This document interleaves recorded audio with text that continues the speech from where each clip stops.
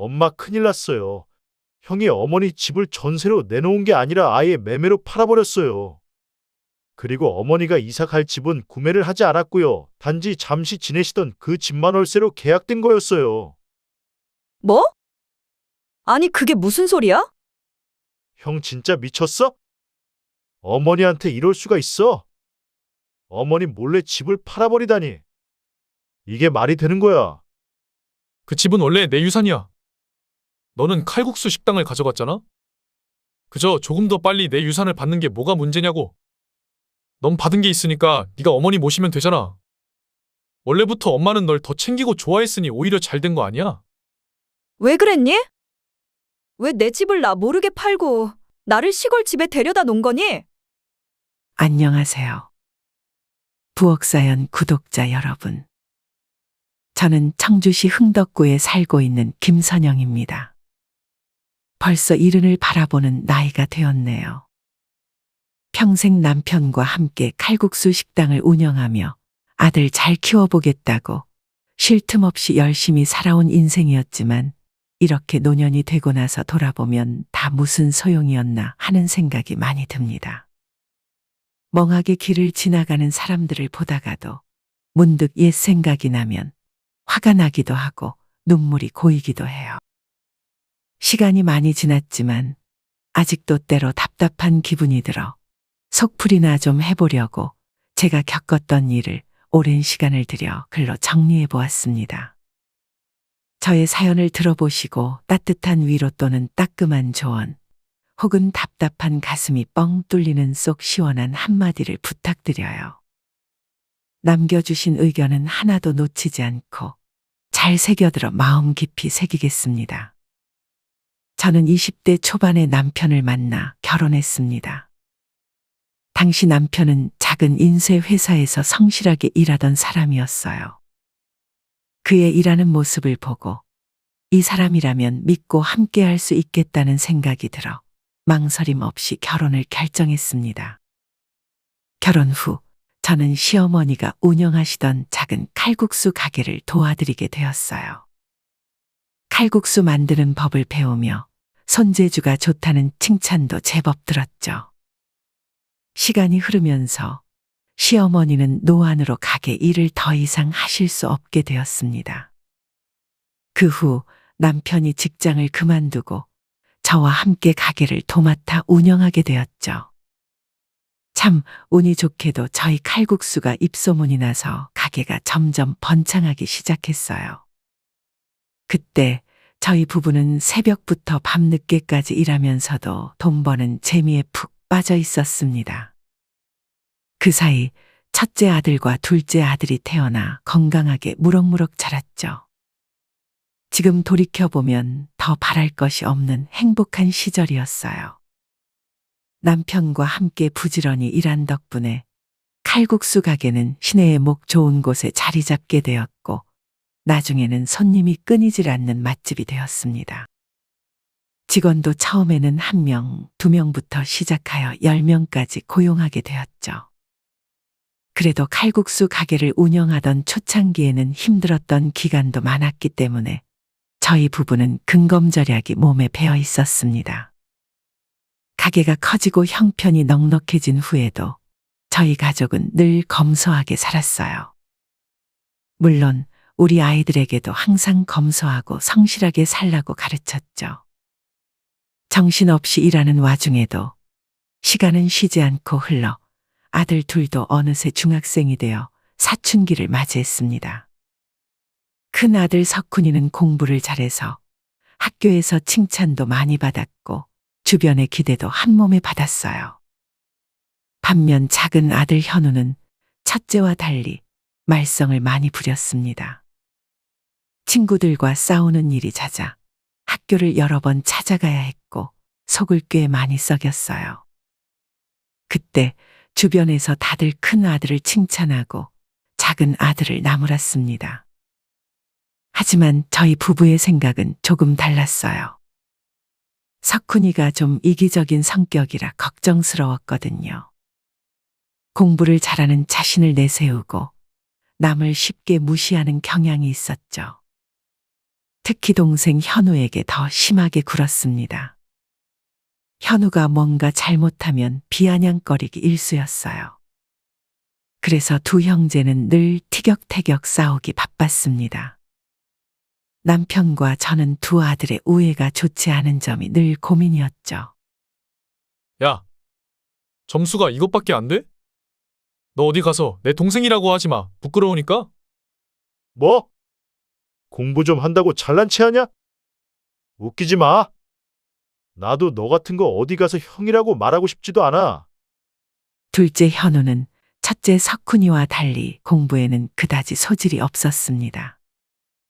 하지만 정이 참 많은 아이였어요. 친구들이 어려움에 처하면 나서서 도와주고 가족을 위해 애쓰는 모습이 참 기특했죠. 지금 생각해보면 그런 성향 때문에 중학교 때 다른 친구들이랑 부딪히는 일이 많았던 것 같아요. 그랬던 현우가 고등학교에 진학하면서 조금씩 달라지기 시작했습니다. 성격은 여전했지만 자신만의 길을 찾으려는 모습이 보였어요. 어느 날 현우가 고등학교 졸업을 앞두고 저와 남편에게 진지한 얼굴로 이야기했습니다. 저 고등학교 졸업하면 우리 칼국수 가게에서 일하고 싶어요. 대학교를 가지 않고 칼국수 가게에서? 너 진심이니? 순간 저는 깜짝 놀랐습니다. 식당 일이 얼마나 힘든지 잘 알고 있었기 때문에 현우가 그런 결정을 하리라고는 생각지도 못했어요. 남편도 마찬가지였죠. 남편은 눈을 동그랗게 뜨고 현우를 바라보며 물었습니다. 현우야, 그게 쉬운 일이 아닌데 정말 잘 생각한 거니? 네, 아빠. 저는 어릴 때부터 엄마랑 아빠가 가게에서 일하는 모습을 보면서 자랐잖아요. 어차피 공부 머리는 안 된다는 걸 알고 있어요. 그래도 부모님 일하는 모습을 보며 그동안 많이 존경스러웠고 또 지금 우리 가게도 잘 되고 있잖아요. 제가 잘 이어나가 볼게요. 맛있는 칼국수 만드는 것도 멋진 일이라고 생각해요. 현우의 말에 남편과 저는 잠시 말을 잃었습니다. 한편으로는 뿌듯하기도 했지만 또 한편으로는 걱정이 앞섰죠. 식당 일이 고되고 힘들다는 걸 너무나 잘 알고 있었으니까요. 그래도 현우의 진심 어린 결정을 무시할 수는 없었습니다. 현우야, 너의 마음은 잘 알겠어. 하지만 엄마는 너가 대학은 다녀봤으면 좋겠어. 나중에 후회하지 않도록 말이야. 전문적으로 한식 조리를 배워보는 것도 좋을 것 같고. 어떻게 생각하니? 현우는 제 말에 잠시 고민하더니 고개를 끄덕이고 한식조리학과로 진학을 결정했습니다. 그렇게 현우는 고등학교를 졸업한 후 전문대로 진학했어요.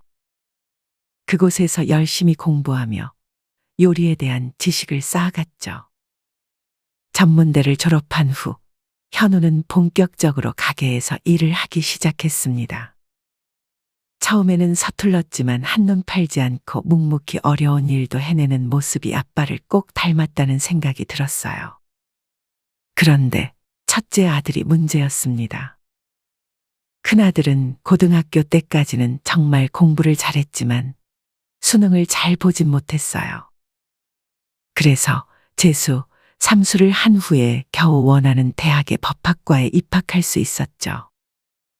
대학에 붙었을 때는 온 가족이 기뻐했지만 그 기쁨도 잠시, 큰아들은 대학 생활에 좀처럼 적응하지 못하더군요.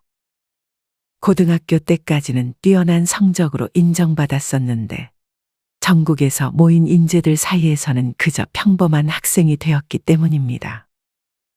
자존심에 큰 상처를 받은 듯 했고 점점 자격지심이 심한 사람이 되어갔어요. 법대에 다니면서 자연스럽게 사법고시를 준비하게 되었지만 사법고시 역시 생각처럼 쉽게 붙지 않았습니다. 집에서 공부하는 시간이 길어지면서 큰아들의 성격은 점점 예민해졌고 가족들과의 갈등도 심해졌죠. 엄마, 밥상이 이게 뭐야? 지금 내가 집에서 밥이나 축 내고 있다고 이렇게 차리는 거야? 아니야, 석훈아, 그게 무슨 소리니? 요즘 가게에 직원이 빠지면서 조금 바빠서 그랬어. 속상했다면 미안하구나 그런 거 아니야. 그놈의 가게. 엄마가 그 가게 할 시간에 입시 뒷바라지나 제대로 했으면 내가 이렇게 허송세월 안 보냈지. 재수 시절부터 대학교 시절 그리고 사법고시 준비하는 기간까지 10년이 훌쩍 넘는 시간 동안 온 가족은 큰아들의 공부를 위해 아낌없이 지원을 했습니다. 그럼에도 불구하고 큰아들의 불만은 점점 커져만 갔죠. 조금만 자신에게 아쉬운 소리를 들으면 예민하게 반응하며 쉽게 화를 냈습니다. 저는 항상 큰아들에게 죄인처럼 주눅이 들었어요.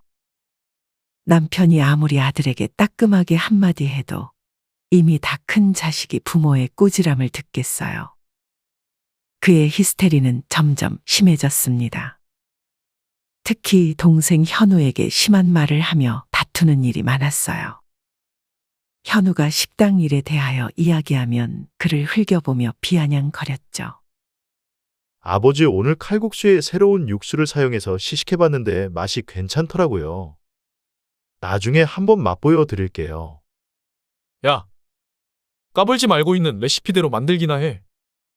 잘 되고 있는 가게 망하게 할 일 있어? 네가 뭔데 육수를 바꿔? 누가 들으면 대단한 호텔 주방장인 줄 알겠다. 그런 대화가 오갈 때마다 집안의 분위기는 차갑게 식었습니다.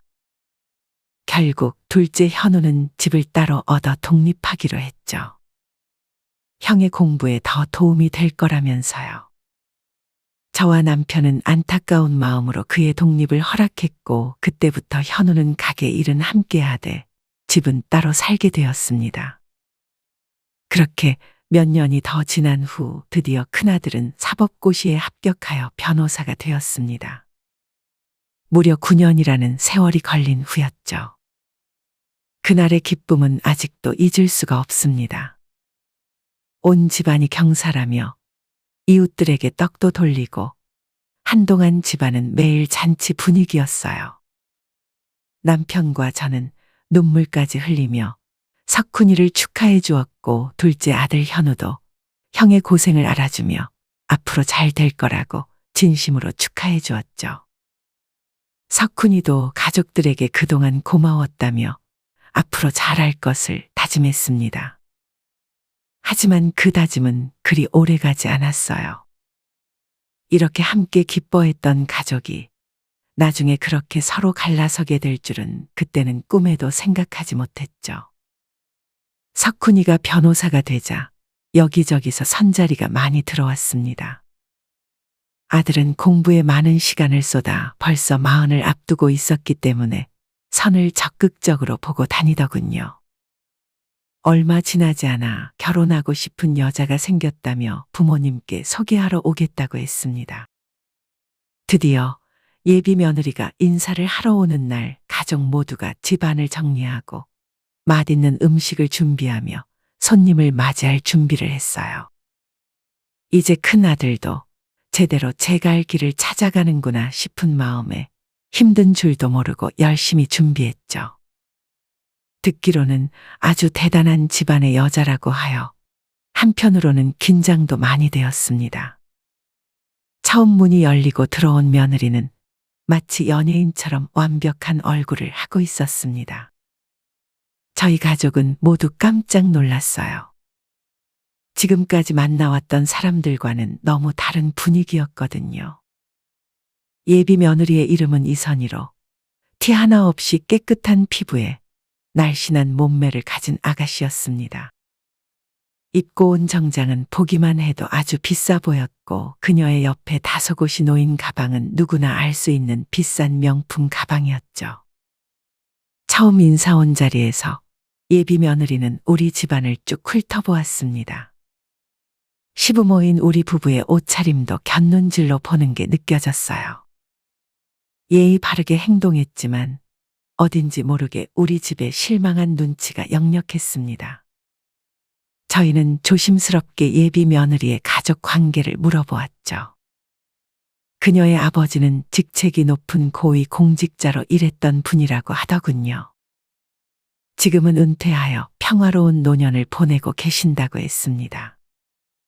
하지만 나중에 알고 보니 그녀의 아버지는 고위 공직자 출신이었으나 공직에서 일찍 물러난 후 사업을 하다가 현재는 파산한 상태였어요. 큰아들과 결혼을 할 때는 집안의 빚까지 많은 상태였다고 합니다. 하지만 저희 집에 인사 왔을 땐 그 이야기는 쏙 빼놓고 본인 집안 자랑에 여념이 없었죠. 귀한 손님이 와서 정성껏 준비했는데 입에 맞을지 모르겠네요. 맛있게 드셨으면 좋겠어요. 아, 네, 준비하기 힘드시면 식당에서 뵐 걸 그랬나 봐요. 저는 이렇게 힘들게 준비하실 줄 몰랐죠. 힘들긴요. 좋은 사람을 맞이하는 일인데 즐거운 마음으로 준비했어요. 네, 따뜻하게 환영해 주셔서 감사합니다. 예비 며느리는 예의 바르게 이야기했지만 작게 한숨을 쉬기도 하고 어딘가 모르게 불편한 분위기가 계속되었습니다. 인사 후 저와 남편은 좀 걱정을 했어요. 여보, 저 아가씨가 석훈이랑 잘 맞을까요? 우리와 너무 다른 환경에서 자란 것 같아서 걱정이 되네요. 그러게 말이요. 하지만 석훈이가 좋다고 하니 우리도 믿어봐야지 않겠소? 결국 양가 부모의 축복 아래 큰아들 내외의 결혼식은 무난히 올렸습니다. 큰아들은 사회생활을 시작한 지 얼마 되지 않았기 때문에 결혼 비용은 대부분 저희 부부가 지원했어요. 그리고 신혼집 역시 저희 집의 도움으로 꽤 괜찮은 아파트의 전세로 시작할 수 있었습니다. 며느리는 집이 전세라는 사실에 자존심이 상한 듯 했지만 서울에 있는 30평 아파트 전세가 아쉬울 일인가요? 사실 평수를 줄이면 매매도 가능했지만 며느리는 절대 20평 집에서는 못 산다고 최소 30평 이상은 꼭 되어야 한다고 강력하게 이야기해서 어쩔 수 없이 전세로 시작한 거였습니다. 저희 부부는 그래도 섭섭하지 않게 챙겨주려고 많이 노력했는데 아들과 며느리의 서운한 반응에 마음이 상했죠. 그런 저희를 둘째 현우는 위로하며 형을 비난했습니다. 형이나 형수나 참 뻔뻔하네. 어머니 너무 속상해하지 마세요. 이렇게 많이 챙겨줄 수 있는 부모가 어디 흔한가요? 나중에는 다 알겠죠. 큰아들 내외는 저희를 그들의 신혼집에도 초대하지 않았습니다. 지금은 전셋집이라 살림을 제대로 채우지 않았다며 나중에 집을 사게 되면 초대하겠다고 하더군요. 저와 남편은 직감했습니다. 큰아들 내외와 저희가 곧 멀어질 거란 사실을요. 며느리는 본인의 집에 시부모가 방문하는 것도 싫어했지만 시부모 집에 오는 건 더욱 싫어했습니다. 특히 칼국수 가게는 정말 오기 싫어했어요. 제 67번째 생일날이었습니다. 저희 집안은 생일이면 다 함께 모여 밥 한 끼 함께 먹는 것으로 간단하게 지내왔어요. 가족이 모두 가게를 비우긴 어렵기 때문에 보통 저희 식당에서 점심 식사를 했죠. 그날 며느리는 생일 전부터 꼭 그 칼국수 가게에서 식사를 해야 하느냐고 골을 내더군요. 세아가 간단하게 점심만 먹고 가면 되는데 그게 그렇게 불편하니? 무슨 생신상을 칼국수 가게에서 받으세요? 제가 더 좋은 식당으로 예약할게요. 거기서 모이면 안 되나요? 내 생각은 참 좋은데 하지만 너 알다시피 나와 남편 그리고 작은 아들까지 모두 식당에서 일을 하고 있어서 가족 전체가 식당을 빠지긴 어려워서 그래. 나는 화려한 상은 필요 없어. 조금만 이해해주면 안 되겠니? 며느리는 잠시 대답이 없더니 결국 작게 한숨을 쉬며 알았다고 했어요. 그날 칼국수 가게와 어울리지 않는 고급스러운 옷 입고 나타난 며느리는 그날도 표정이 내내 좋지 않았습니다. 가족 모두가 바빠 제대로 된 생신상을 챙기기 힘들면 그냥 선물만 주고 받으면 되지 꼭 함께 밥을 먹어야 하느냐는 이야기를 하더군요. 더 좋은 식당에서 근사하게 생신 축하해드리면 좋은데 가게를 비울 수 없는 상황에서 꼭 이렇게 같이 모여서 식사를 해야 하나요? 이런 날 가족이 함께 얼굴 보고 밥 먹는 게 의미가 있지. 시간이 많이 걸리는 것도 아니고 번거로운 일도 아닌데 왜 그렇게 불편해하니? 그래도 큰아들 체면도 있는데 칼국수 가게에서 식사라니요. 솔직히 다른 사람들 볼까 봐서 좀 그래요. 여기가 시내 한가운데라 지나다니는 사람도 많고요. 어머니, 그러지 말고 다음에는 꼭 제가 예약한 식당에서 식사해요. 큰 며느리와 저희 가족은 자라온 환경이 달라 그런지 생각이 정말 많이 달랐습니다. 큰아들은 며느리 편을 들며 한마디 하더군요. 이 사람 말이 맞아요. 저도 이런 가게에서 가족 모임을 갖는 건 이제 아니라고 생각합니다. 다음 모임 때 제대로 된 식당이 아니면 죄송하지만 저희는 참석하기 어려워요. 대신 선물은 챙겨서 보내드릴게요. 솔직히 정말 기분 나빴어요. 작은 아들이 큰형에게 한마디 하려고 하는 걸 조용히 말렸습니다. 그래도 좋은 날인데 서로 목소리를 높이면 되겠냐면서요. 다음에는 좋은 식당에서 함께 모이자고 하며 웃으며 넘어갔죠. 하지만 그 이후에도 큰아들 내외에 이해하기 어려운 행동은 계속되었습니다. 결혼 후 처음으로 맞이한 명절 추석에 큰아들은 오지 않겠다고 연락이 오더군요. 깜짝 놀란 저는 그 이유를 물었죠. 그러자 아들은 이렇게 이야기했습니다. 집사람이 소개해준 사람과 골프 여행을 다녀와야 해서요. 변호사로 성공하려면 인맥이 중요한 거 아시죠? 좀 이해해주세요. 언제까지 명절이라고 가족끼리 모여서 한가하게 밥이나 먹고 있겠어요? 집사람 집안이 좋잖아요. 그 사람이 소개해준 인맥이면 틀림없이 나중에 도움이 돼요. 그래도 석훈아, 성공도 중요하지만 가족 없이 성공하면 그게 다 무슨 소용이니? 이해는 한다만 가족을 너무 가볍게 여기지 않았으면 좋겠구나. 그리고 다음 달에 있는 집사람 생일 말인데요. 번거롭게 가족 모임은 하지 말자고 하네요. 그래, 그러렴. 생일마다 매번 모이면 모두 힘들지. 대신 집사람이 이번 여행에 들고 갈 가방이 하나 필요하다고 하는데 제가 이야기했다고 하지 마시고 하나 사주시면 어떨까요? 집사람도 변호사 와이프라는 체면이 있는데 그래도 괜찮은 가방 하나쯤은 들어야 하잖아요. 제가 이번 여행 경비가 많이 들어서 좀 빠듯해요. 부탁드릴게요. 큰아들의 당당한 요구에 저는 너무 어이가 없어 입이 딱 벌어지고 말았습니다. 생일 선물로 며느리에게 명품 가방을 사서 바치라니. 저는 이런 이야기는 듣지도 보지도 못했어요. 물론 며느리 생일이라고 용돈을 좀 보내줄까 했지만 이렇게 노골적인 요구를 받는 게 어이가 없었습니다. 심지어 명절에 얼굴도 안 비치면서 말이죠. 저는 선물은 우리가 알아서 하겠다고 했어요. 그리고 그런 요구를 먼저 하는 것은 아니지 않느냐며 화를 내고 전화를 끊었습니다. 생각할수록 괘씸하더군요. 결국 며느리에게는 생일 축하한다고 연락하며 용돈 50만 원을 보내주고 말았죠. 며느리는 성의 없는 감사 인사를 하며 전화를 끊었습니다. 그렇게 큰아들 내외와 저희 부부의 사이는 점점 멀어져 갔어요.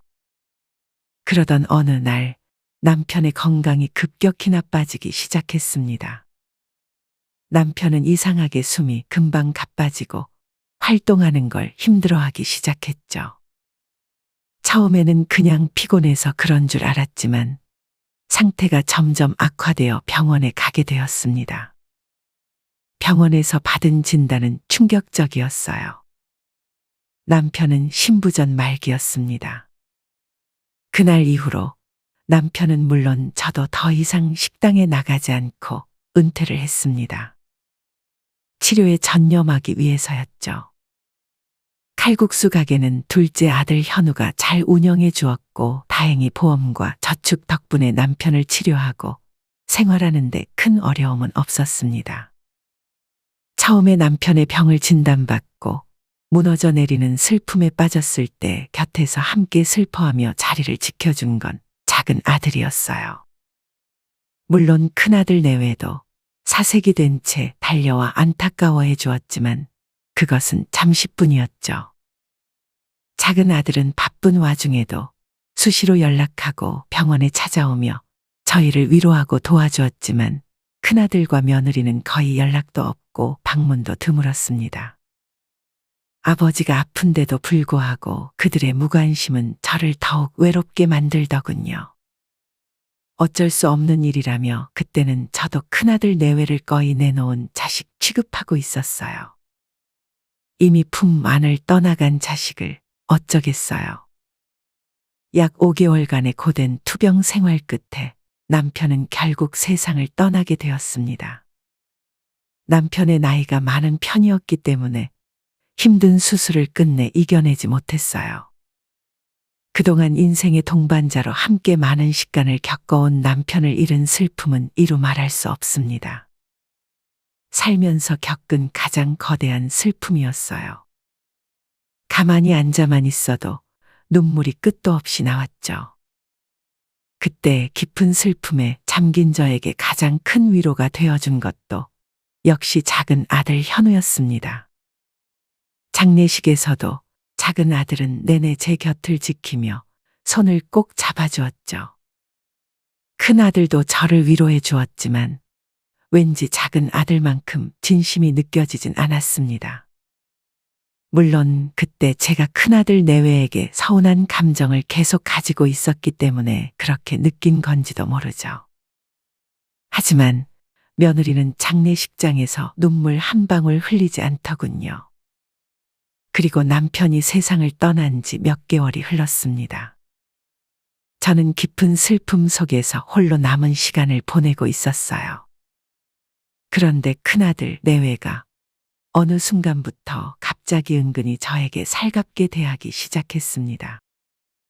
평소 거의 하지 않던 전화도 자주 걸어오고 어느 날은 갑자기 찾아와 식사도 함께하며 저를 챙기더군요. 그들의 갑작스러운 변화가 고맙기보다는 오히려 불안했습니다. 무슨 다른 속셈이 있는 건 아닌지 의심스러웠기 때문에 차라리 찾아오지 않기를 바랐죠. 그렇게 몇 주가 흐르자 드디어 시커먼 속내를 드러내더군요. 저 이제 제 이름으로 변호사 사무실을 개업하려고 해요. 언제까지 회사 월급 받으면서 살 순 없잖아요. 더 크게 되려면 사무실 개업은 필수예요. 그런데 자금이 좀 부족해서요. 이제 혼자 사시니까 이렇게 큰 집 필요 없으시잖아요. 이 집은 매매하시고 저희가 앞으로 어머니 모실게요. 이 집을 매매해서 그 돈으로 변호사 사무실을 개업하고 싶다는 거야?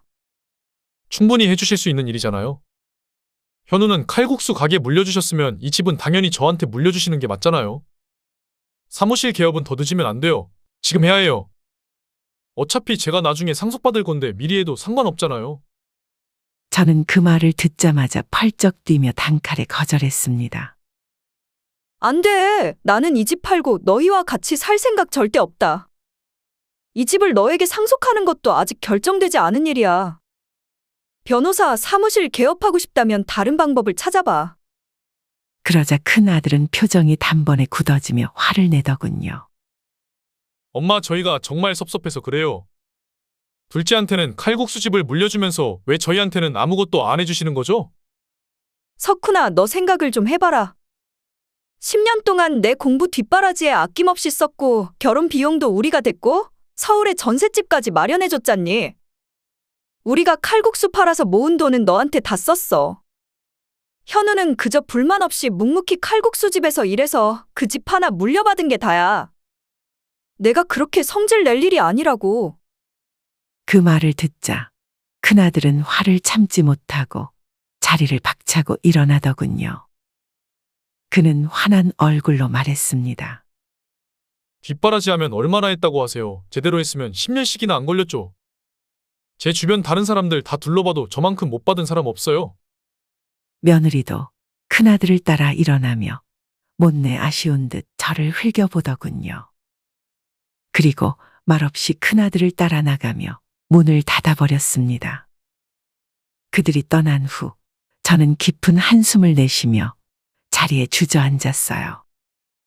너무나 괘씸하고 서운한 마음이 가득했습니다.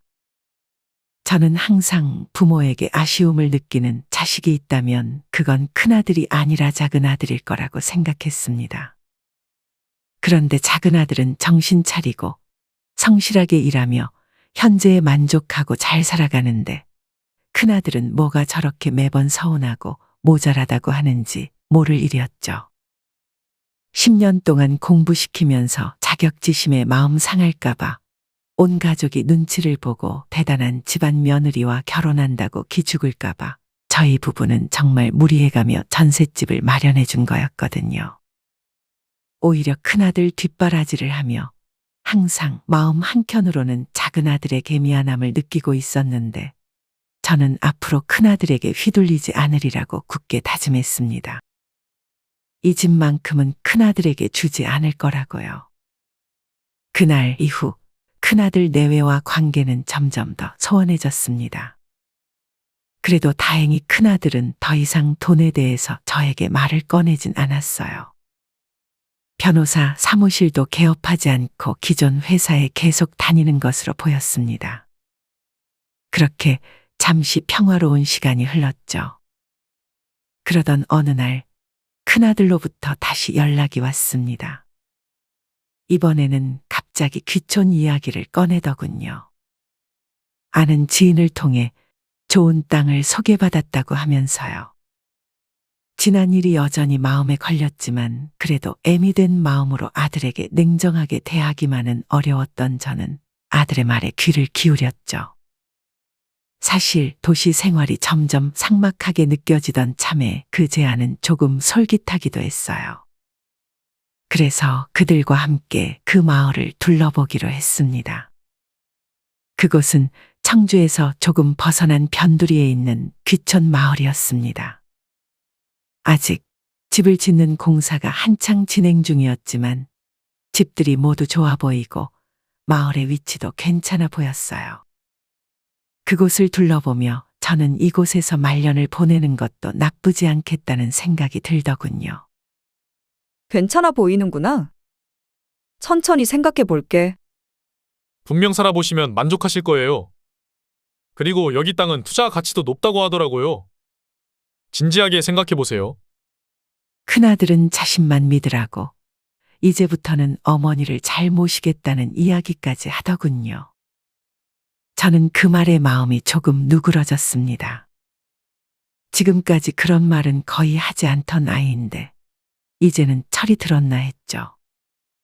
하지만 이 계획을 둘째 아들 현우에게 말했을 때 현우는 탐탁지 않아 했습니다. 엄마, 형이 갑자기 왜 그런 제안을 하는지 모르겠어요. 뭔가 꿍꿍이가 있는 것 같아요. 설마 별일 있겠니?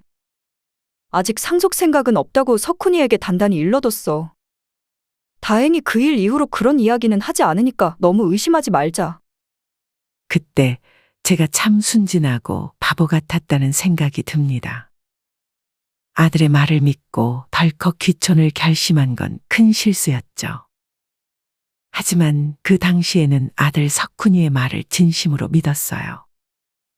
결국 저는 큰아들이 소개해줬던 그 마을로 이사를 결심했습니다. 큰아들은 크게 기뻐하며 자신이 알아서 준비할 테니 저는 잠시 기다리기만 하면 된다고 했어요. 부동산 일은 큰아들을 믿고 정리해달라고 부탁했습니다. 조금은 불안한 마음이 있었지만 그땐 아들이 제 어미를 상대로 그런 끔찍한 사기까지 벌일 거라고는 생각도 하지 못했어요. 설마 변호사인데 법을 어기는 일은 하지 않을 거라고 생각했던 것이지요. 하지만 그건 제 착각이었습니다. 엄마, 죄송한데 이사를 서두르셔야 할 것 같아요. 뭐? 갑자기 이사를 서두르라고? 왜? 지금 살고 계신 집 전세로 내놨던 거 기억하시죠? 전에 말씀드렸잖아요. 그런데 지금 전세 계약을 하고 싶다는 사람이 있어요. 그런데 이 사람이 제안한 전세금이 시세보다 높은데 이사 날짜를 다음 달로 해야 계약할 수 있대요. 그러니? 아니, 그래도 내가 이사 갈 집이 아직 공사 중인데. 다행히 그 집 근처에 6개월 정도 머무르실 수 있는 집이 있어요. 그곳에서 잠깐만 계시다 다시 이사하면 좋을 것 같아요. 제가 잠시 머뭇거리며 망설이자 큰아들은 저를 안심시키며 다시 말을 이어갔습니다. 번거롭게 해서 죄송해요. 하지만 지금 계약하는 전세금이 너무 좋아서 이번에 계약하면 추가 대출 없이 인테리어를 할 수 있어요. 힘드시더라도 6개월만 참으시면 되니까 저랑 집사람이 자주 방문해서 불편하지 않게 잘 챙겨드릴게요. 큰아들의 간절한 부탁에 저는 불안한 마음을 안고 이사를 서둘러 하기로 했습니다. 작은 아들은 이 사실을 알고 크게 화를 냈죠. 엄마, 이게 무슨 일이에요? 왜 갑자기 이사를 하신다는 거예요? 다음 집이 완공되면 들어가야지 이렇게 먼저 나오시는 건 말도 안 돼요. 아무리 전세금이 더 넉넉해도 이러면 안 되죠. 차라리 제가 돈을 보태드릴게요. 현우야, 이미 석훈이와 이야기 다 끝났어. 어차피 이사 한 번 하는 거 짐도 가볍게 줄일 건데 한 번 더 하는 게 대수겠니? 너무 걱정하지 마. 현우는 여전히 불안한 표정이었지만 제 말을 듣고 일단은 물러났습니다. 그렇게 얼떨결에 갑자기 시골 생활이 시작되었어요. 큰아들이 소개해준 집은 원래 이사할 귀촌 마을에서 차로 20분 정도 떨어진 조용한 시골 한켠에 있는 아주 작은 집이었습니다. 처음에는 모든 것이 낯설고 불편했지만 차츰 적응해 나갔어요. 그러나 처음 약속과는 다르게 시골에서 지내는 동안 첫째 내외는 찾아오지도 않고 연락 또한 하지 않았죠. 저는 혼자서 조용히 시골 생활을 하며 가끔 큰아들에게 전화를 해보았지만 잘 받지 않았습니다. 그때부터 이상한 기분을 느끼게 되었어요. 그리고 불안한 마음이 점점 커졌습니다.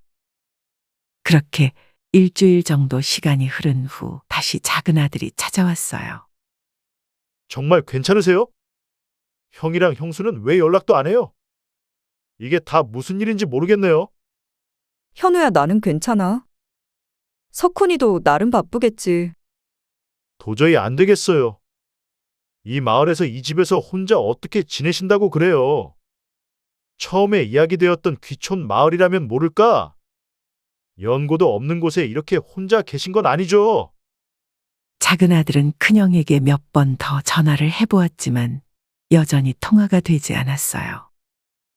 결국 아들은 무엇인가 결심한 듯 저에게 이야기했습니다. 제가 모실게요.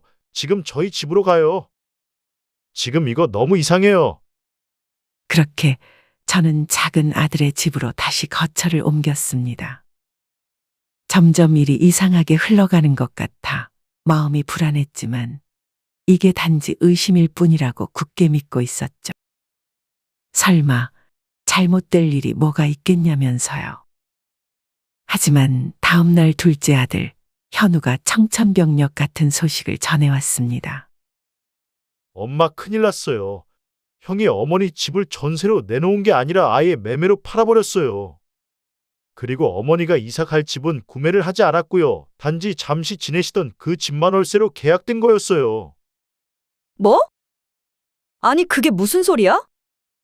저는 그 말을 듣고 충격에 휩싸였습니다.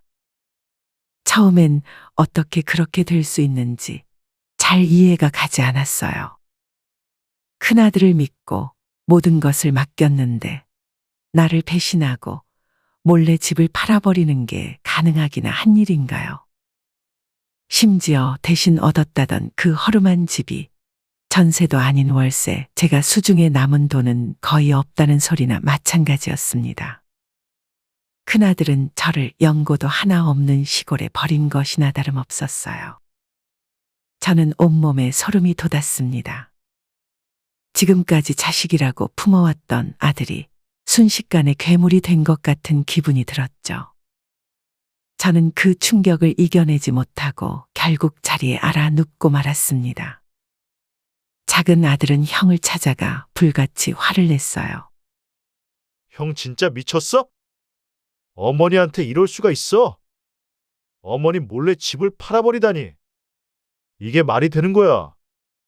그러자 큰아들이 오히려 화를 내며 대꾸했습니다. 그 집은 원래 내 유산이야. 너는 칼국수 식당을 가져갔잖아? 그저 조금 더 빨리 내 유산을 받는 게 뭐가 문제냐고. 넌 받은 게 있으니까 네가 어머니 모시면 되잖아. 원래부터 엄마는 널 더 챙기고 좋아했으니 오히려 잘 된 거 아니야? 너무 충격이 컸던 저는 자리에서 일어난 후 한동안 멍하게 바깥만 바라보며 시간을 보냈습니다. 큰아들이 나에게 그런 짓까지 했다는 게 믿기지 않아 그 배신감에 며칠 동안 눈물만 흘렸어요. 마치 그놈은 아버지가 돌아가시길 기다리기라도 했던 것 같았어요. 그리고 나서 부모의 마지막 남은 재산인 집을 빼앗을 생각에 온통 정신이 팔려 앞뒤 재보지 않고 무작정 팔아버렸겠죠. 그동안 아무리 티격태격하며 살아왔어도 마지막에는 언제나 자신의 편이 되어 주었던 가족이니까 이번에도 당연히 그럴 것이라고 믿으면서 말이에요. 큰 아들에게 전화를 해보았지만 받지 않더군요. 그 다음엔 큰 며느리에게 전화를 했죠. 며느리는 오랫동안 신호가 울린 후 전화를 받았습니다. 막막한 마음에 무슨 말을 꺼낼까 망설이다 어렵게 물어볼 수 있었어요. 왜 그랬니? 왜 내 집을 나 모르게 팔고 나를 시골 집에 데려다 놓은 거니? 어머니, 정말 몰라서 그러세요? 저희는 분명히 이야기했잖아요. 저희는 그 집을 받을 권리가 있었어요. 고집을 부리신 건 어머니세요. 너희에게 도대체 왜 그 집을 받아야 할 권리가 있다는 말이니? 그 집은 너희 집이 아니야. 증여를 하겠다고 말한 적 없잖아. 어머니가 그렇게 말씀하시니까 더 섭섭하다는 거예요. 뭐? 어머니, 솔직히 큰아들에게 해준 게 뭐가 있으세요? 결혼할 때 집을 사주셨어요? 아니면 번듯한 사무실 차리도록 지원을 해주셨어요? 저 진짜 자존심 상해요. 시댁이 이렇게 야박한 집인 줄 알았으면 이 결혼 안 했어요. 우리가 그렇게 대단한 재벌 집인 줄 아니? 너희는 섭섭했을지 몰라도 우리 형편에서 최대한 해준 일이었는데 어떻게 감히 그런 소리를 하니? 그럼 변호사를 시키지 말았어야죠. 끝까지 밀어줄 능력도 없는데 분수 넘치게 변호사가 뭐예요? 며느리의 말에 저는 마지막 남은 희망의 끝마저 놓고 말았습니다. 저와 남편 그리고 둘째 아들 현우까지 최선을 다해 큰아들을 도와줬건만 큰아에게는 가족이 그저 자신의 성공을 위해 마음껏 이용하는 그런 존재들인 모양이었어요. 그 대단한 집안의 딸이라던 며느리의 가족만 있다면 우리 가족은 버려도 된다고 생각했겠죠. 왜 그는 지금까지 처가에서 금전적인 도움을 준 적은 한 번도 없다는 걸 간과했을까요? 그저 처가가 가지고 있는 고위 공직자 출신이라는 간판에 홀려 두 눈이 가려진 모양이었습니다. 저는 오랫동안 분노에 빠진 채 여러 가지 생각을 했습니다. 그리고 결국 마음을 정리했어요. 이대로 첫째 아들을 그냥 두었다가는 저는 물론 둘째 아들까지 위협할 게 뻔했으니까요. 현우야, 더 이상은 안 되겠어. 너의 형을 이제 끊어내야 할 것 같아. 널 위해서라도 그렇게 해야 할 것 같아. 미안하다. 뭐가 미안해요. 잘 결정하셨어요. 아무리 가족이라도 감싸주는 데는 한계가 있어요. 이건 도를 넘었어요.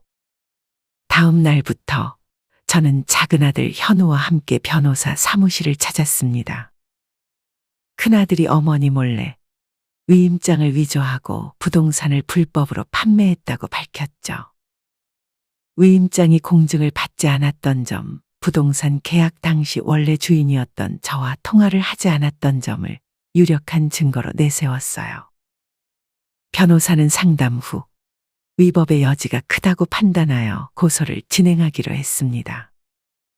큰아들은 제가 이렇게까지 하리라고는 생각도 못했을 거예요. 그러니 변호사란 직업을 가지고도 그렇게 몰상식한 행동을 했겠죠. 그런데 집을 몰래 팔고 그 어미를 아무도 모르는 시골 집에 버려놓는 이 현대판 고려장 같은 만행을 당하고도 가만히 있을 수 있는 부모가 있을까요? 다시 생각해보니 그 아이는 참 어리석은 아이였어요. 한평생 공부만 하던 헛똑똑이었죠. 그런 행동을 하면 오히려 자기 인생을 망치는 꼴이라는 걸 왜 몰랐을까요? 소송을 제기하자 큰아들은 불같이 화를 내며 저에게 전화를 걸었습니다. 엄마, 어떻게 자식 앞길을 이렇게까지 망칠 수 있어요? 당장 고소 취하하세요. 저는 담담하게 대답했습니다. 난 너에게 집을 매매하라고 한 적이 없어. 이건 명백한 사기 아니니? 그러자 큰아들은 더 크게 소리쳤죠. 이렇게 소리쳐봤자 해결되는 건 아무것도 없다는 걸 이해하지 못하는 모양이었습니다. 어차피 그 집은 내 유산이잖아요. 꼭 부모 자식 사이에 이렇게까지 해야 속이 시원하세요? 이건 말도 안 되는 일이에요. 그의 난동에 저는 깊은 한숨을 내쉬었죠. 너는 내 인생 망치는데 나는 당하고만 있어야 하니? 부모 자식 사이라고? 우리가 부모 자식 사이라면 너가 나에게 한 짓은 뭐야? 너가 한 짓은 폐륜 아니니? 변호사니까 네가 더 잘 알 거야. 이런 식으로 전화해서 소리 지르면 오히려 너에게 더 불리하기만 하다는 거. 난 네가 한 행동은 법대로 처리하기로 마음먹었어. 불합리하게 빼앗긴 내 집을 되찾기로 했을 뿐이야. 그러니 너도 잘 준비하도록 해. 그렇게 이야기한 후 냉정하게 전화를 끊었어요. 하지만 전화를 끊는 제 손은 덜덜 떨리고 있었죠. 어느 부모가 자식과 이런 대화를 하는 게 쉽겠어요. 큰아들과 지난 시간들이 떠올라 마음이 무너지는 듯 슬펐지만 저에게는 작은 아들을 지켜야 할 의무도 있었습니다. 평생 형의 그늘에서 항 모자라게 받았어도 언제나 묵묵히 부모 곁을 지켜준 아들 전 흔들리지 않기로 했어요. 결국 이 문제는 법정 다툼으로 이어졌습니다. 법원은 당연하게도 저에게 손을 들어주며 부당하게 취한 부동산 금액과 피해 보상금까지 저에게 지급하라는 판결을 내렸어요.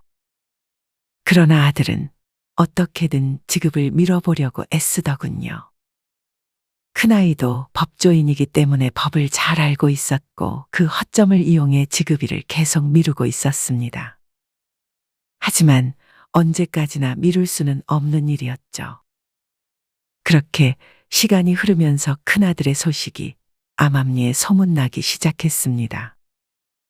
그는 사기꾼 변호사라는 오명을 쓰게 되었고 점차 의뢰인들이 떨어져 나갔죠. 결국 아무도 석훈을 찾지 않게 되었고 그는 변호사 사무실을 차리기는커녕 변호사 직함을 유지하기도 어려워졌어요. 제발 이번 한 번만 봐주세요. 저도 정말 힘들어요. 변호사 일도 더는 못하게 생겼다고요. 어떻게 된 변호사인데 이렇게 끝낼 순 없잖아요. 그래, 어떻게 된 변호사니? 부모가 9년간 뒷바라지하고 내 동생이 많은 걸 양보해서 된 변호사지. 그런데 넌 가족에게 절대로 해서는 안 될 짓을 했어. 네가 잘못한 일에 대해 책임을 져야만 해. 엄마, 나도 엄마 자식인데 이렇게까지 하셔야 하나요? 울먹이며 말하는 큰아들이 안쓰러워 용서를 해줄까 하는 마음이 슬그머니 고개를 들었지만 그를 용서하기에는 지난 세월 서로에게 입힌 상처가 너무나도 깊었습니다. 결국 그는 저에게서 빼앗아갔던 재산을 모두 고통스럽게 토해낼 수밖에 없었어요.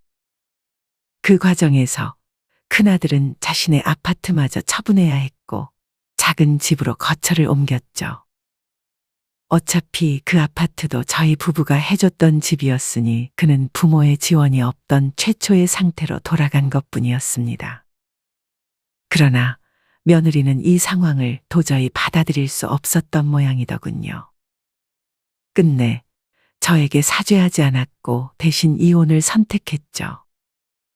끝까지 못난 시댁이라고 욕하면서 말이에요. 며느리가 이혼 서류에 도장을 찍던 날 큰 아들은 마지막으로 저에게 전화를 해 하소연을 했어요. 제 가정까지 파탄나는 꼴을 보시니까 이제 속이 시원하시나요? 이게 다 엄마 탓이에요. 저는 큰아들의 말을 들으며 차분하지만 단호하게 대답했습니다. 석훈아, 나는 그런 아내라면 차라리 빨리 헤어지는 게 낫다고 생각해. 그렇게 탐욕스러운 애를 네가 감당하고 살 수 있을 것 같니? 지금 너의 꼴을 봐라. 다 욕심이 부른 결과야. 결국 해서는 안 될 폐륜까지 저지른 건 바로 너와 너의 아내인데 왜 나를 원망해? 원망을 하려면 너의 아내를 원망해야지. 아직도 정신 못 차렸구나. 큰아들은 더 이상 말을 이지 못하고 전화를 끊었습니다. 며느리는 결국 이혼을 강행했고 큰아들은 다시 혼자가 되었죠. 큰아들과 며느리의 짧았던 결혼 생활은 잠깐의 꿈처럼 덧없는 것이었습니다. 마치 손에 잡히지 않는 신기루를 잡으려고 애썼던 것처럼 아들은 잡히지 않는 욕망을 잡으려고 애썼던 것이지요. 지금은 자신이 저질렀던 잘못을 깨달았을까요? 큰 아들로부터 더 이상 연락이 오지 않은 지 벌써 2년이라는 세월이 흘렀습니다. 그때는 저도 큰일을 당했던 직후라 아들을 냉정하게 쳐냈지만 사실 지금은 은근히 큰아들의 연락을 기다리고 있어요. 그만큼 벌 받았으면 이제 되었다고 정신 차리고 다시 잘 살아보자고 다독이고 싶습니다. 하지만 큰아들이 진심으로 반성한 다음에서야 우리 가족의 화해가 이루어지는 거겠죠. 오늘도 떠나간 아들의 안녕을 바라며 눈물로 하루를 보내고 있어요. 다행히 제 곁에는 변함없이 저를 든든하게 지켜주는 둘째, 현우가 있습니다. 얼마 전 결혼하고 싶은 여자가 있다며 수수하고 조용한 아가씨를 소개했죠. 첫째 며느리를 소개받았을 때가 생각나 또 한 번 가슴이 먹먹해지더군요. 하지만 이번 예비 며느리는 첫째 며느리와는 정반대의 인상을 가지고 있었습니다. 작은 아들은 부디 건강한 가정을 이루고 주어진 현실에 감사하며 살아가길 간절히 바라고 있어요. 여러분, 아직도 저는 큰아들에게 제가 무언가 잘못한 점이 있는지 깊게 생각하곤 합니다. 혹시 조언을 해주실 부분이 있다면 아낌없이 의견을 댓글로 남겨주세요. 하나하나 읽어보고 앞으로 살아가는데 잘 명심하도록 하겠습니다. 그럼 긴 이야기 들어주셔서 감사해요. 오늘 사연 어떻게 들으셨나요? 이번 이야기가 구독자분들에게 따뜻한 위로가 되었으면 좋겠습니다. 느끼신 점이 있다면 댓글로 허심탄회하게 의견을 나눠주세요. 부엌사연은 여러분의 구독과 좋아요 그리고 댓글로 유지됩니다. 앞으로 더 좋은 사연으로 찾아뵐 수 있도록 많은 도움을 부탁드려요. 감사합니다.